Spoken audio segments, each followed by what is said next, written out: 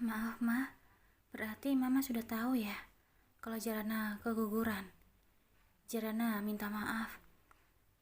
Jara sama Mas Daren memang berniat untuk menyembunyikan hal ini demi menjaga kondisi Mama agar tak drop lagi.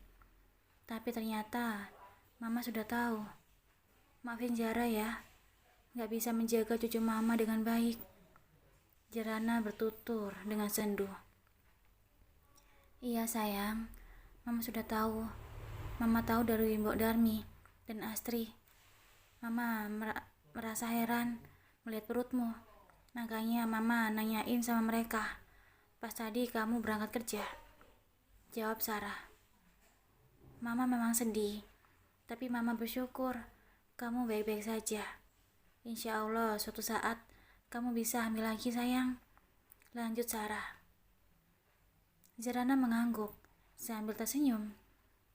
Yang terpenting sekarang, Mama pulih dulu seperti dulu lagi. Oke, Ma?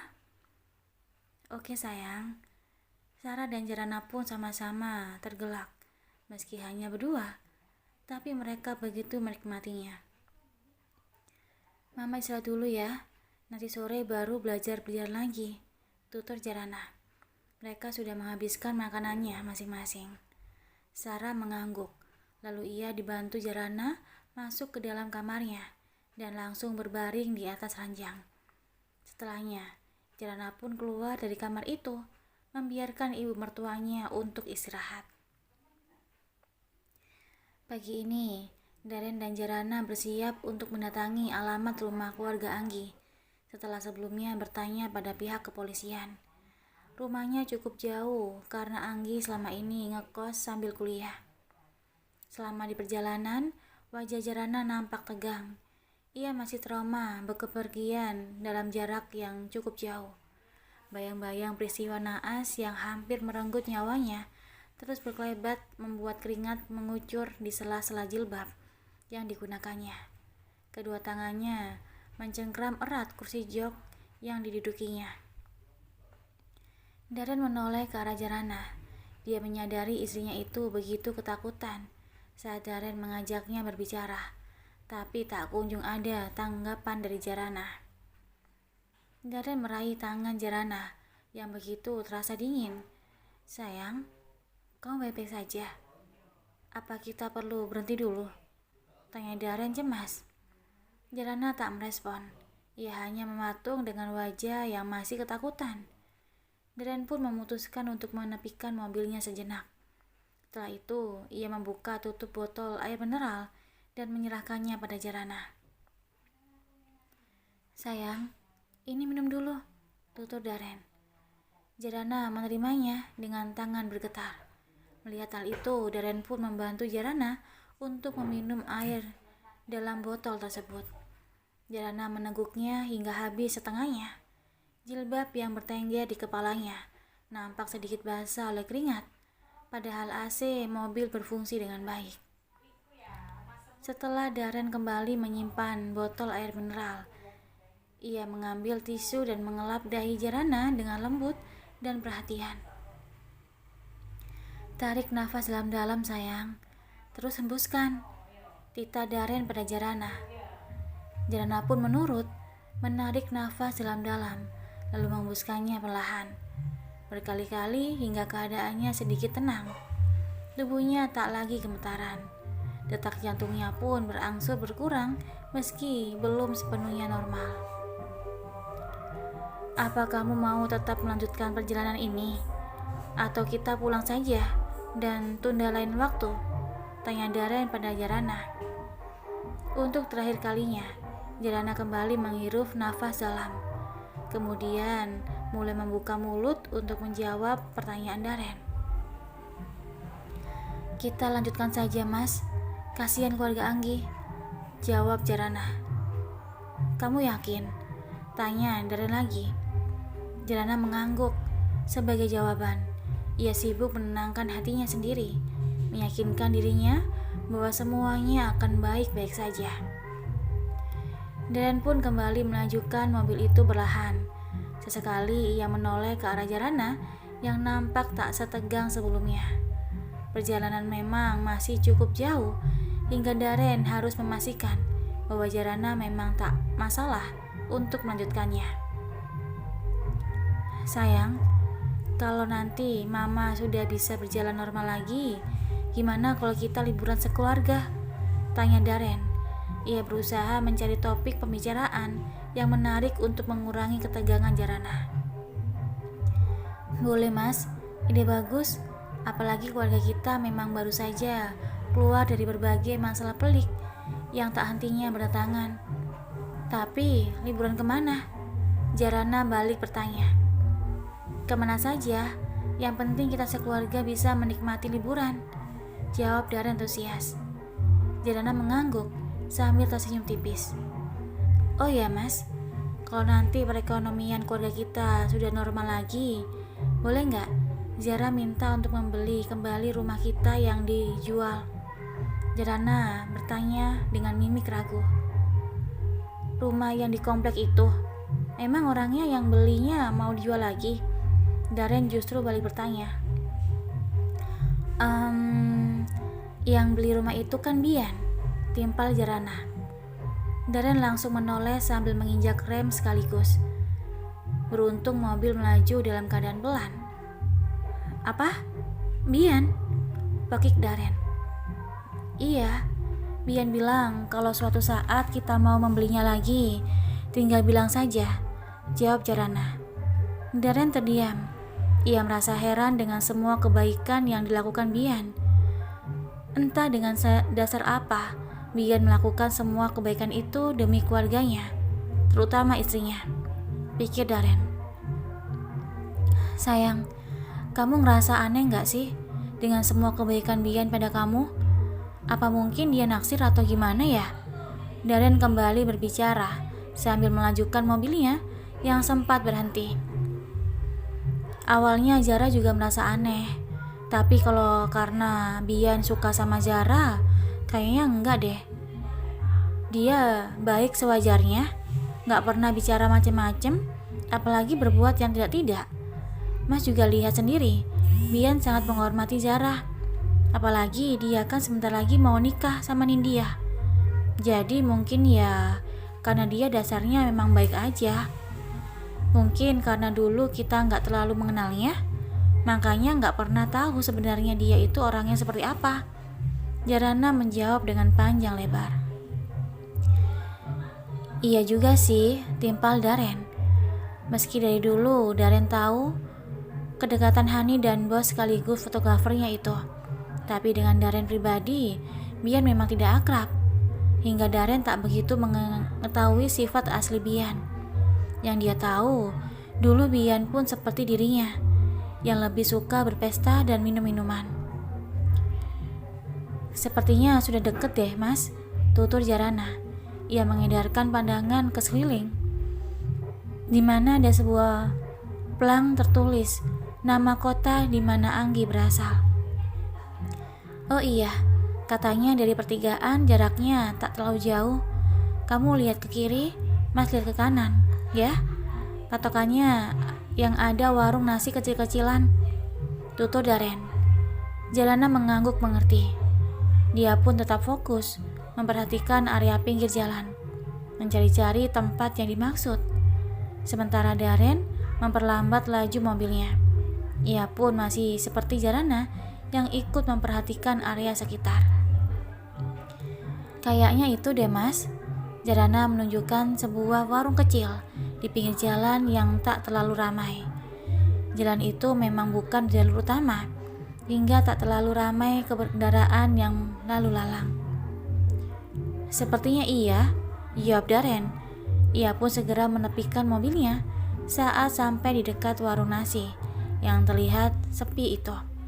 Setelahnya mereka berdua langsung turun, lalu berjalan beriringan menuju warung nasi yang jaraknya tinggal beberapa meter. Saat sampai di depan warung nasi sederhana itu, Darren dan Jarana berdiri sejenak di hadapannya. Di dalam bangunan sederhana yang nampak sempit itu, hanya terlihat seorang laki-laki yang sepertinya memang menikmati makan siang karena waktu memang hampir tengah hari. Jarana dan Darren pun memutuskan untuk langsung masuk dan duduk di kursi plastik yang disediakan. "Selamat siang, silakan Mbak, Mas, mau makan apa?" Seorang wanita yang usianya nampak tak jauh beda dengan Sarah datang menghampiri Darren dan Jarana. "Maaf, ada apa aja ya?" Jarana justru balik bertanya. "Itu Mbak, ada di sana semua." Wanita berpenampilan sangat sederhana itu menunjukkan sebuah lemari kecil yang di dalamnya terdapat beberapa macam lauk.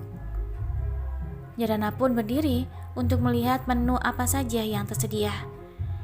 Di dalam lemari kaca itu ada semur telur, ayam goreng, tumis labu silam, ongseng kangkung, dan ikan goreng. Menu yang sangat sederhana untuk sebuah warung nasi. "Ini piringnya Mbak, silakan bisa diambil sendiri." Wanita tadi menyimpan 2 buah piring di depan Jarana. Jarana mengangguk, kemudian mengisinya nasi dan beberapa macam lauk yang sederhana. Setelahnya, ia kembali duduk bersama Darren. Mereka pun menikmati makan siang dulu, sebelum membahas hal utama. Setelah selesai menghabiskan makanannya masing-masing, Jarana mengedarkan pandangannya ke sekeliling. Sudah tak ada orang lain di warung nasi itu selain dirinya, Darren, dan pemilik warung nasi yang tak lain adalah ibunya Anggi. "Maaf Bu, boleh minta waktunya sebentar?" tanya Jarana sopan sambil menghampiri wanita yang mengenakan jilbab instan lapuk itu. "Oh iya Mbak, ada apa ya?" jawab wanita itu. "Apa benar ibu adalah ibunya Anggi?" tanya Jarana dengan sangat hati-hati. "Iya, saya Yoyo, ibunya Anggi," jawab wanita itu dengan wajah yang berubah senduh. "Mbak ini siapa ya? Apa temannya Anggi?" lanjut Yoyo. "Saya Jarana Bu, saya yang bersama Anggi waktu kecelakaan," jawab Jarana pelan. Wanita berkulit sedikit gelap itu melebarkan matanya yang sudah berkaca-kaca. Tangannya pun membekap mulut yang mengangah tak percaya. "Saat kecelakaan waktu itu, alhamdulillah saya ditakdirkan masih selamat. Sementara Anggi..." Jarana tak sanggup melanjutkan kata-katanya dengan telanjur terguguh. Begitupun dengan ibunya Anggi yang ikut menangis. "Sebenarnya jenazah yang ditemukan itu adalah Anggi, bukan saya," lanjut Jarana setelah tangisnya sedikit meredah. Ibunya Anggi semakin berguncang mendengar penuturan Jarana. Ia sedih sekaligus senang karena akhirnya jenazah sang putri bisa ditemukan. Padahal selama ini ia dan keluarga sudah ikhlas andai jenazah Anggi memang benar-benar tak ditemukan. Anggi itu anak yang baik, anak yang berbakti. Dia rela menjadi sopir Grab agar bisa melanjutkan kuliah dan membantu saya untuk membiayai adik-adiknya. Maklum, saya hanya seorang janda yang mengandalkan penghasilan dari warung nasi ini, tutur Yoyo setelah tangisnya meredah. Ia pun akhirnya menceritakan sosok Anggi pada Jarana dan Darren. "Ibu jangan khawatir ya, insya Allah mulai sekarang saya akan sedikit membantu ibu agar tetap bisa menyekolahkan adik-adiknya Anggi," tutur Jarana sambil memegang tangan Yoyo yang duduk di hadapannya. Jarana bisa melihat begitu besar duka dan beban yang ditanggung oleh wanita di hadapannya. "Ya Allah, terima kasih Mbak, terima kasih banyak," timpal Yoyo dengan air mata haru yang kembali menetes. "Saya yang seharusnya berterima kasih pada Anggi. Selama ini dia sudah banyak membantu saya. Hanya ini yang bisa saya lakukan untuk membalas kebaikannya," timpal Jarana. Sementara dari tadi, Darren hanya diam menyimak. Sebelumnya memang Jarana sempat mengutarakan keinginannya untuk membantu keluarga Anggi, dan Darren menyanggupinya. Darren yakin rezeki keluarganya akan kembali membaik. Jadi tak ada salahnya untuk membantu sesama. Apalagi Anggi juga merupakan korban atas apa yang menimpa istrinya. Setelah cukup lama, Jarana dan Yoyo berbincang-bincang. Daren dan Jarana pun pamit.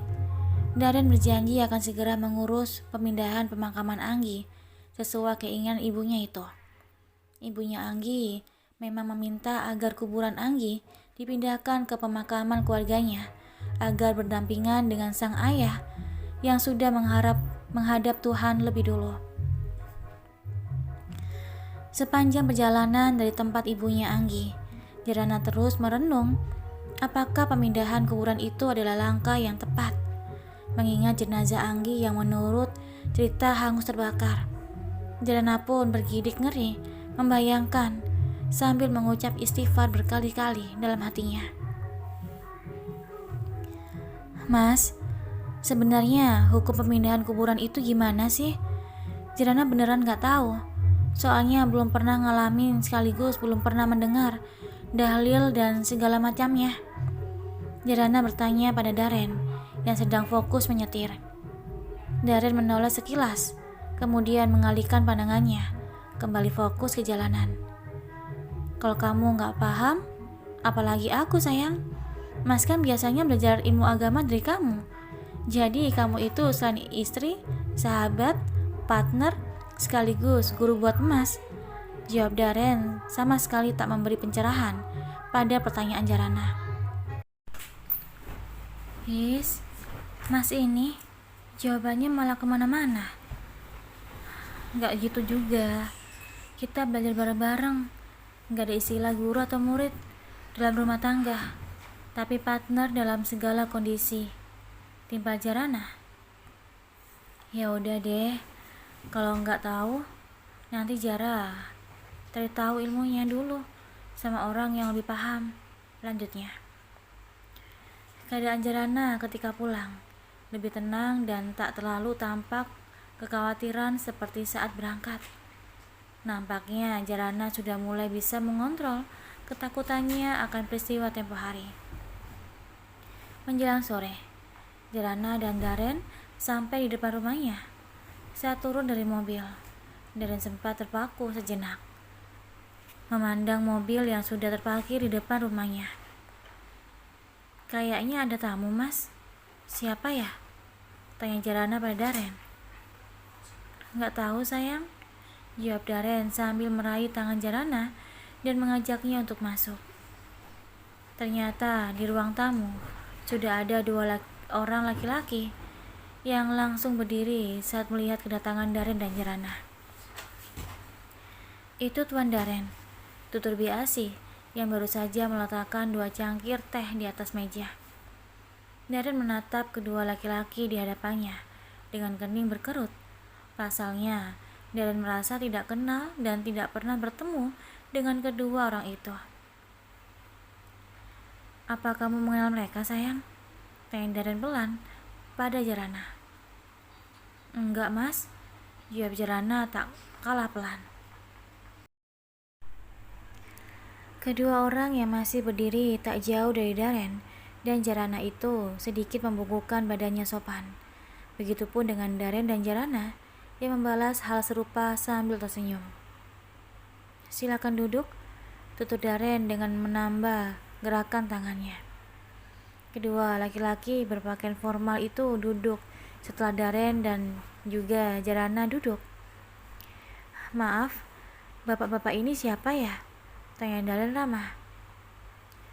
Kami dari pihak asuransi ingin membantu proses pengklaiman proses asuransi Bu Hani yang tak lain istri dari Pak Daren. Ada beberapa dokumen yang harus dilengkapi dan ditandatangani karena asuransi itu akan jatuh ke ahli waris Ibu Hani yang tak lain adalah Kalista sebagai putrinya. Laki-laki berkumis tipis itu menjelaskan maksud kedatangan mereka. Oh iya, tentu saja saya akan melengkapi dokumen yang dibutuhkan. Katakan saja apa yang harus dipersiapkan, jawab Daren. Ia bahkan sampai lupa bahwa selama ini Hani memang memiliki asuransi. Seorang laki-laki lainnya yang tak lain adalah pihak asuransi pun menyebutkan dokumen-dokumen yang harusnya dipersiapkan Daren. Meski Daren bukan ahli waris, tapi Darenlah kelak yang akan mengurus Kalista. Setelah berbicara panjang lebar, kedua pegawai asuransi itu pun pamit dan berjanji akan mengurus semuanya dengan cepat. Mas, kalau asuransinya cair, gimana kalau kita belikan rumah dulu? Jadi rumah itu investasi untuk Kalista kelak. Itu juga kalau Mas setuju. Kalaupun mau tetap menyimpannya sebagai Kalista dewasa juga gak apa-apa. Jarana ikut saja, tutur Jarana. Boleh sayang, kita lihat nanti ya, jawab Daren. Ia tak terlalu antusias menanggapi asuransi Hani, meskipun itu memang suaminya. Namun Daren sadar, asuransi itu adalah hak Kalista. Siapa sih? Tanya Ipan yang tiba-tiba muncul dari arah dalam. Dia duduk di sofa tak jauh dari sahabatnya itu. Daren pun menjelaskan semuanya pada Ipan. Mereka pun bercerita berdua karena Jarana pamit untuk naik ke kamarnya. Iya, gue minta pendapat lo. Tadi kan gue sama Jarana habis nemuin ibunya Anggi. Ceritain kejadian sebenarnya. Nah, ibunya Anggi itu minta kuburannya Anggi dipindahkan ke area pemakaman keluarganya. Menurut lo gimana? Boleh gak sih? Daren meminta pendapat Ipan. Kalau menurut gue sih sah-sah aja. Itu kan permintaan keluarganya. Alasannya jelas. Ibunya juga kan pasti mau kuburan anaknya berkumpul dengan keluarganya yang lain, biar lebih mudah dan dekat untuk berziarah dan semacamnya. Kecuali kalau alasannya gak jelas. Mungkin gak boleh, jawab Ipan. Iya juga sih, timpal Daren singkat. Daren mengurung sejenak. Andai itu terjadi pada keluarganya, Daren pun pasti akan melakukan hal yang sama. Apalagi Anggi adalah putri kandungnya. Setelah kembali dilakukan musyawarah, akhirnya makam Anggi pun dipindahkan ke kota kelahirannya sesuai keinginan sang ibu. Anggi dimakamkan tepat di samping makam ayahnya yang dikelilingi keluarga yang lain seperti kakek dan neneknya yang sudah lama meninggal. Ibu Anggi dan adik-adiknya sangat berterima kasih pada Jarana dan keluarganya. Jarana pun senang bisa melihat ibunya Anggi sedikit bernafas lega, karena kini pusara sang putri bisa sering-sering dikunjunginya bila ia rindu.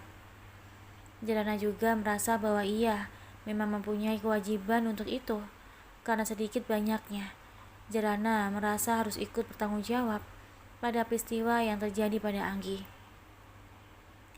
Hanya dalam beberapa hari, urusan dengan keluarga Anggi pun berhasil diselesaikan.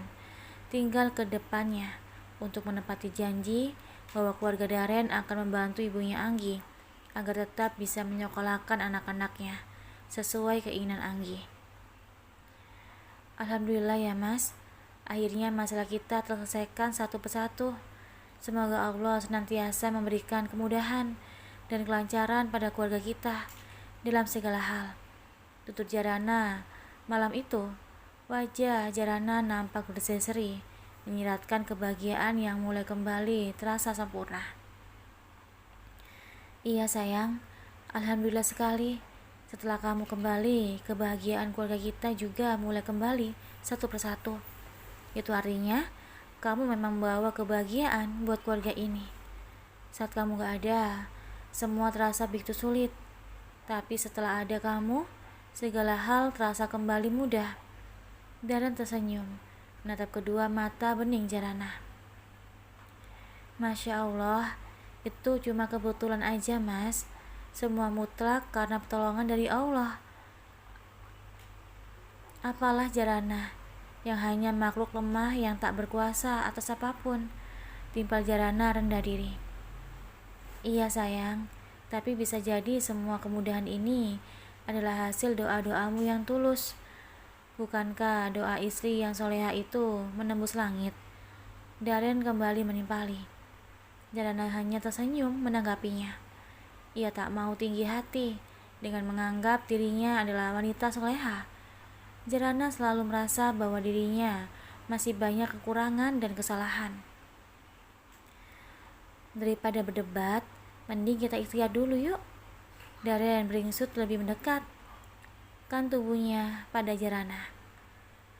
Ikhtiar apa? Tanya Jarana, pura-pura lugu, padahal wajahnya sudah memerah. Ikhtiar bikin bayi dong, timpal Darren sambil mencolek gemas hidung mancung Jarana. Jarana pun semakin merah merona, menahan malu. Ia sembunyikan wajahnya itu di dada bidang Darren yang kancing bajunya terbuka sebagian. Malam itu mereka kembali terbuai dalam dahsyatnya gelora asmara yang kian lama kian memuncah hebat. Tenggelam dalam lautan kenikmatan tak bertepi dengan dasar kehalalan.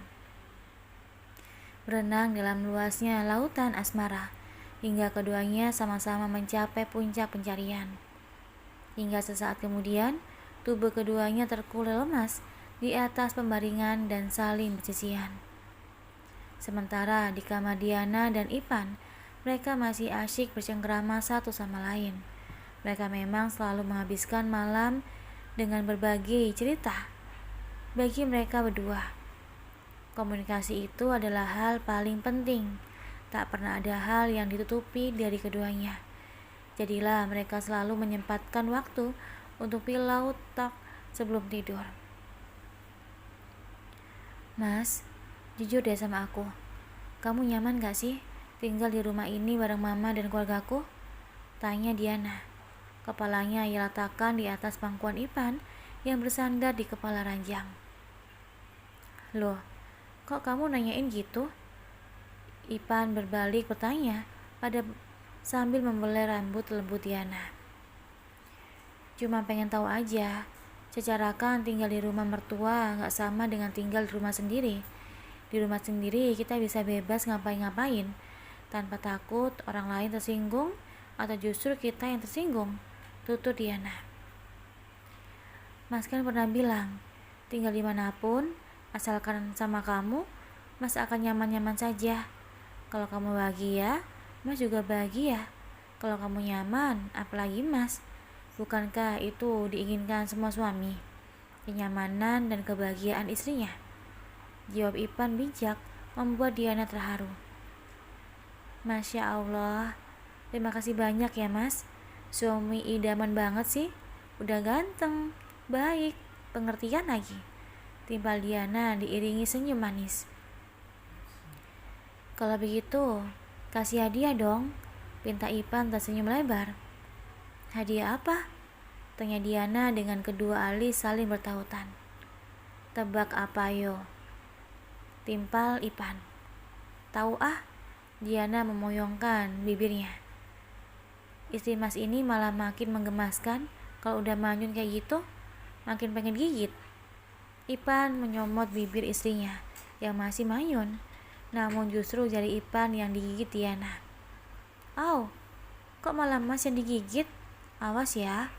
Ipan berungsut ke tengah ranjang, kemudian mengitik pinggang Diana hingga istrinya itu meminta ampun sambil tertawa.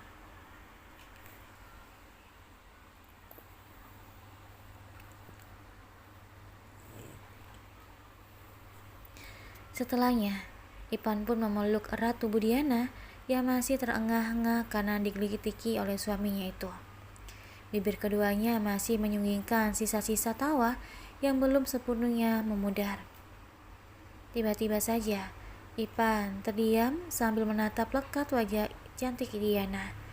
Dia memindah seluruh paras istrinya itu dengan tatapan penuh cinta. Kamu itu cantik banget sih, sayang. Kalau lagi tertawa lepas kayak gitu, Mas benar-benar bersyukur bisa menjadi suamimu. Mas akan selalu meminta pada Allah agar kelak bidadari Mas ini hanya diperuntukkan untuk Mas seorang, hingga kita bukan hanya dipersatukan di dunia, tapi di akhirat juga. Timpal Ipan dengan mimik wajah serius. Diana yang masih mengeluarkan sedikit suara tawa pun langsung terdiam. Dia membalas tatapan sang suami dengan serius. Kok jadi formal gini sih? Protes Diana dengan memencet hidung mancung Ipan. Iya dong, kan mencintai wanita sejati kamu itu harus serius. Masa iya main-main? Goda Ipan yang membuat Diana tersipu. Gombal, ledek Diana sambil membaringkan tubuhnya di atas ranjang, lalu menarik selimut sampai perut. Kok malah bersiap untuk tidur sih? Ipan menarik kembali selimut itu hingga tersingkap dari tubuh Diana. Emangnya mau ngapain? Kalau udah malam itu waktunya tidur, timpal Diana seolah tak mengerti keinginan suaminya itu. Kita ngeronda dulu dong, apalagi cuaca malam ini mendukung banget. Dingin-dingin gimana gitu? Goda Ipan sambil memeluk tubuh Diana dari belakang. Diana seolah kesetrum. Tubuh Ipan yang merapat ke tubuhnya seperti magnet membuat irama jantung Diana berdetak semakin kencang. Meski bukan pengantin baru lagi, tapi Diana tetap masih malu-malu untuk hal yang satu itu. Meski akhirnya tubuhnya awalnya terlentang, kini menyamping menghadap Ipan, membuat hembusan nafas menyapu wajah keduanya. Dalam keheningan malam, mereka larut dalam indahnya surga impian suami istri, terlena dengan cemburuan yang sang kekasih halal pilihan Tuhan. Jadilah malam itu menjadi malam yang penuh kebahagiaan bagi dua pasangan manusia dalam atap yang sama. Malam penuh kehangatan dan canda tawa yang kelak akan menghadirkan benih-benih pilihan sebagai penerus keluarga itu. Sudah seminggu sejak Sarah belajar berjalan dibantu oleh Jarana. Pagi ini Jarana kembali menemani ibu mertuanya itu untuk berjalan-jalan di belakang rumah. Ayo mah, mama pasti bisa. Jarana bertutur dengan semangat melihat Sarah yang berjalan selangkah demi selangkah tanpa alat bantu apapun. Kaki Sarah melangkah pelan, setapak demi setapak, meski sedikit bergetar. Sesekali tangannya oleng dan hampir ambruk, tapi tak menyerah. Dalam hatinya tertancap kuat untuk segera pulih seperti sedia kala, agar tak terlalu lama merepotkan anak-anaknya. Bismillah ya Allah, bantu aku, batin Sarah saat hendak kembali melangkah. Ayo mah, sini. Tangannya Jarana memegangi. Jarana mengelurkan tangannya untuk membantu Sarah. Enggak sayang, biarkan mama sendiri. Kalau dibantu terus, kapan bisanya? Tolak Sarah membiarkan tangan Jarana menggantung di udara. Jarana pun mengangguk mengerti. Ia hanya terus mengikuti kemana kaki Sarah melangkah. Dia bersiap sedia berada di dekat Sarah bila menjadi suatu pada ibu mertuanya itu, pasalnya terjatuh. Tapi ternyata Sarah berhasil menapakkan kakinya jengkal demi jengkal, bahkan dalam jarak beberapa meter, meskipun masih sangat pelan. Masya Allah, alhamdulillah, mama akhirnya berhasil. Bagi Jarana dengan mata berbinar, ia begitu bahagia melihat ibu mertuanya itu bisa berdiri sendiri tanpa bantuan alat apapun. Iya sayang, mama bisa. Mama bisa. Sarah menimpali dengan antusias. Wajahnya menggambarkan kebahagiaan sekaligus kebanggaan. Zara yakin dalam 2 atau 3 hari lagi mama sudah mampu berlari. Semangat ya mah. Jarana mengancungkan tangannya memberi semangat. Kamu bisa aja, timbal Sarah tersenyum. Aktivitas Sarah belajar berjalan terhenti saat anak-anaknya mulai pulang satu persatu. Diana yang sekarang-sekarang ini memang suka pulang lebih sore, begitu bahagia melihat Sarah berjalan tanpa alat bantu, meski masih pelan dan sangat hati-hati. Begitupun dengan Darren yang pulang tak berbeda jauh dengan Diana. Alhamdulillah, selamat ya mah, tutur Darren. Ia pun memeluk ibunya itu disusul oleh Diana yang juga ikut memeluk sang ibu. Jadilah Daren dan Diana sama-sama ada dalam dekapan Sarah. Jarana yang melihat semua itu begitu bahagia, sekaligus terharu. Senyum yang dulu sempat hilang dari keluarga ini, kini mulai kembali menghiasi bibir seluruh keluarganya. Kebahagiaan kembali menyapa keluarga itu meski tetap terasa kurang lengkap, karena tak ada Aji di sisi mereka. Benar saja, setelah 3 hari bisa berjalan pelan, akhirnya Sarah mulai terbiasa berjalan normal. Kakinya tak lagi kaku dan sakit ketika digerakkan. Hal itu tentu saja membuat keluarga merasa bahagia.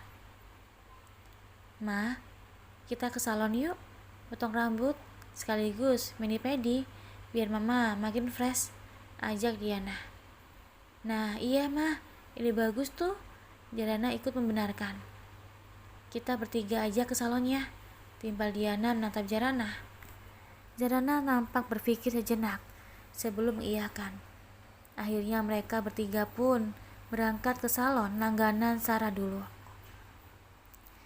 Rambut Sarah yang sudah mulai panjang, sepunggung dipotong sebahu, membuat penampilannya terlihat lebih muda. Wajahnya yang kusam tak terawat kini mulai kembali bercahaya meski belum sepenuhnya.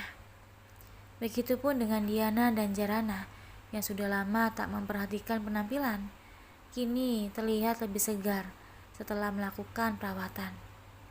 Sesampainya di rumah, Ipan dan Daren yang sedang menikmati secangkir teh sambil bercengkrama begitu tersekiap melihat ketiga wanita yang begitu mereka sayangi.